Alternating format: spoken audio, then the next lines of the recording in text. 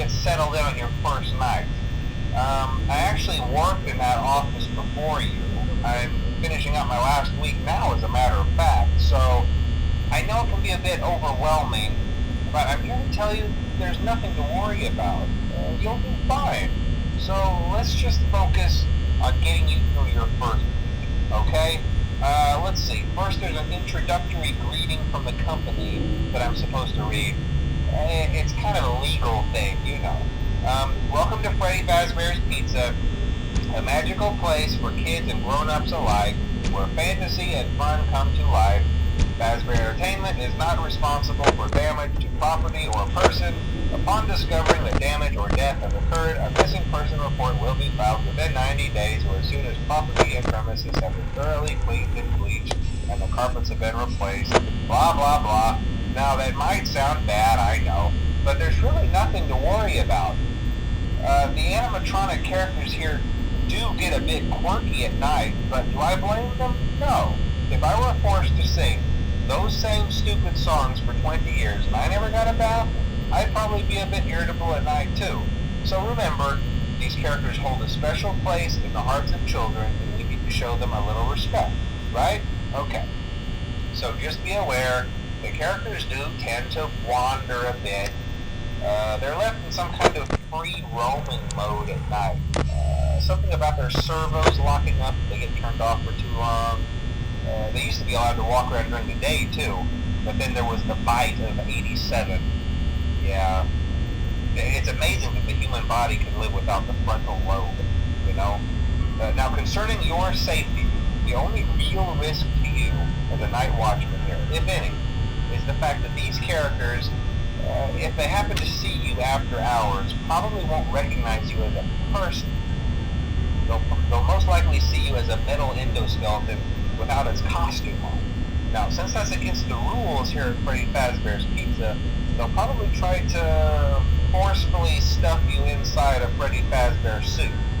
Now, that wouldn't be so bad if the suits themselves weren't filled with cross beams, wired, and animatronic devices, especially around the facial area. So you can imagine how having your head forcefully pressed inside one of those could cause a bit of discomfort and death.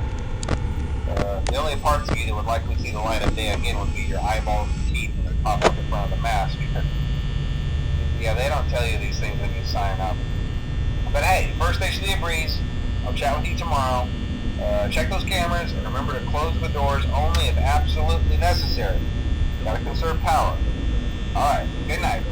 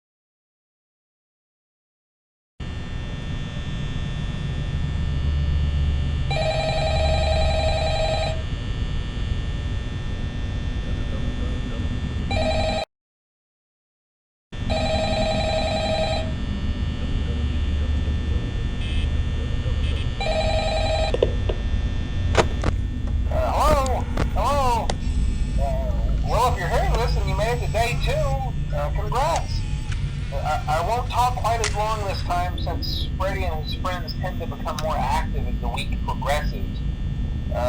It might be a good idea to peek at those cameras while I talk, just to make sure everyone's in their proper place, you know. Interestingly enough, Freddy himself doesn't come off stage very often. I've heard he becomes a lot more active in the dark, though, so hey, I guess that's one more reason not to run out of power, right? I also want to emphasize the importance of using your door lights. There are blind spots in your camera view, and those blind spots happen to be right outside your doors. So if you can't find something or someone on your cameras, be sure to check the door light. You might only have a few seconds to react. Not that you would be in any danger, of course. I'm not implying that. Also, check on the curtain in Pirate Cove from time to time. The character in there seems unique in that he becomes more active if the cameras remain off for long periods of time. I guess he doesn't like being watched. I don't know. Anyway, I'm sure you have everything under control. Talk to you soon.